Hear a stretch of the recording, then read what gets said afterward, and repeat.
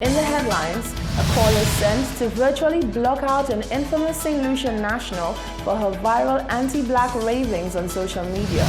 Music legend Ronald Boone Hinkson opens up about turning down national ambassadorship, and a former minister calls for better behavior in the House of Assembly. All this and more coming up in tonight's broadcast. This is the Hot 7 Nightly News with Lovely and Amy Joseph. It is Tuesday, the 9th of June 2020. Welcome to the Hot 7 TV Nightly News Edition on Flow Channel 117, Kiss FM, and our Caribbean Hot FM mobile app. I'm Michelle Gonzalez, standing in for lovely Saint Amy Joseph. Thank you for joining us. In a recent video release, social media antagonist Diana Charles records herself using several racial slurs and leveling criticism directly at black men. The St. Lucia Black Lives Matter Committee has condemned this behavior and questions why a fellow member of the black community would take such action against her own. Jacques Wooding has more in this report. Arguably becoming somewhat of a local celebrity for her controversial rants and direct verbal attacks on public figures, social media antagonist Diana Charles may have gone too far for the palate of her viewers in a recent viral video where she appears to applaud the actions of the officer who took the life of George Floyd. According to St. Lucia Black Lives Matter Committee representative Franklin Fergus, Charles could not have chosen a worse time to foster segregation in the black community. He believes her actions have been disrespectful to the millions who are currently on the front lines for change in the Black Lives Matter movement. Really and truly, you see, that is like, slavery still exists, mental slavery. And for somebody to make such a comment against their own black people, when you make a comment like that against black people, you're making a comment like that against yourself. So you're a house slave. You know what I'm saying? When you could make a comment like that, someone lost their life. It doesn't matter which black man lost their life. A life is a life.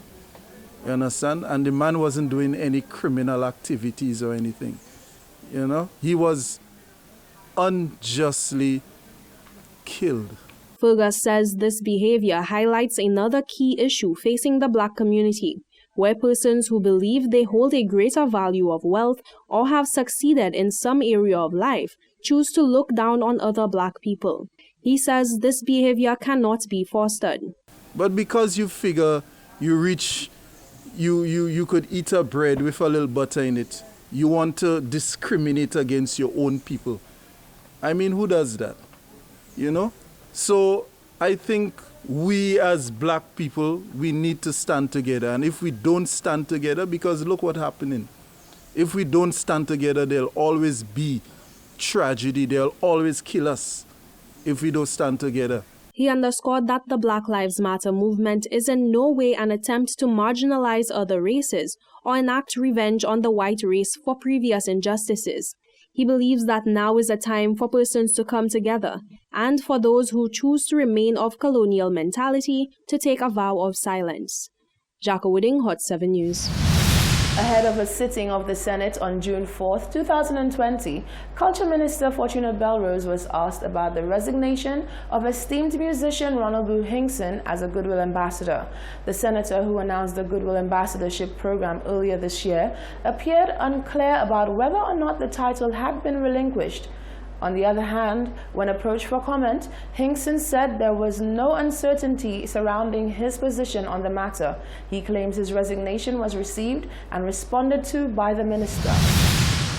When questioned on the resignation of local musician Ronald Boone Hinkson from his position as a Goodwill Ambassador, Culture Minister Fortuna Belrose told reporters that she had no information pertaining to the matter, further suggesting that this was the first time she had heard of it. He handed the resignation as a Where did he tender the goodwill? Where did he tender the resignation? Would it still be to the ministry who handed it to him? Would it be the based on the rules of engagement with respect to the ambassadorial program, one has to submit the resignation to the Governor General. So I'm not aware of that at all. However, when approached on the matter of him relinquishing the ambassadorship, Boo told a different story, claiming that his resignation was well received by the minister, and he is sure of it because she has responded. I have delivered my resignation to the appropriate minister and to the Governor General, and my resignation was presented on the 15th of May to both individuals. I want to say that I have a letter that I received from the minister accepting my resignation. Hinkson says in regards to the minister's response to reporters, he, having resigned weeks ago, is unaware where the uncertainties may have arisen for the minister. Jacques Owiding, Hot 7 News. Former Minister for Energy Dr. James Fletcher has chided the behavior of members of the lower house of assembly.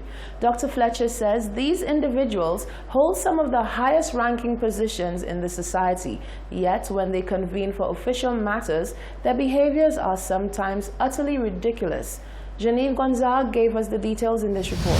It is almost customary for members of parliament to take jabs at each other during parliamentary sittings. Former Minister Dr. James Fletcher has described such behavior as sad and says he does not believe that the current cohort of ministers are living up to the prefix before their names. The House of Assembly really is the highest lawmaking body in this country. It comprises a group of people, in the case of St. Lucia, 17 people who the residents of this country have put the ultimate authority in and the ultimate confidence in to run their affairs. So you are supposed to be looking up to them. If you're a young person, this is something you're supposed to aspire to. Even if you don't want to be a politician, but you look up to your leaders and you say, your leaders are supposed to set the tone for the way you behave. And when you see the type of behavior that we see in the House of Assembly, you see people heckling, you see, people being disrespectful to one another. That really is not the type of behavior, one, that is consistent with the use of the word honorable as a prefix to the name of someone. And secondly, it's not the sort of behavior that we would want young people to be looking up to. I mean, you as a young person, you look at that and you say, well, if they're going to behave that way, how can they then tell me that I should not get on upset, or if somebody tells me something, I shouldn't tell them trip? Because that's what they're doing. They're telling each other trip in the House of Assembly, and that's not right. Fletcher says the flagrant violation of the health and safety protocols by Prime Minister Alan Shastney, protocols established by his very administration, is a prime example of leaders not leading by example. So for the Prime Minister to be going around meeting with people, not wearing a mask, being in close proximity to people, yet saying to the residents of Ansari, you're arresting them because they want on a beach lime, on a river lime. What kind of message are you sending? That you arrest the residents of Ansari by a river lime, but yet it's okay for you to go through Ansari or go through Olio, really in the same kind of proximity to the people who are in Ansari. That's not right. So really we are supposed to set the example. We are, as leaders, and it doesn't matter whether you're a political leader, you're a business leader, you're a religious leader, you are someone who, you can't tell someone to do something and then you do something completely different. And I really do expect better of the Prime Minister. I'm hoping that this was just a one-off, that the Prime Minister's lapse of judgment over the last few days, him going around not wearing a mask, unfortunately it's not the first time I've seen him do it. I've seen him not wear a mask, but he has to set the example. You have to show to people that you have to do as I say, not and as I do.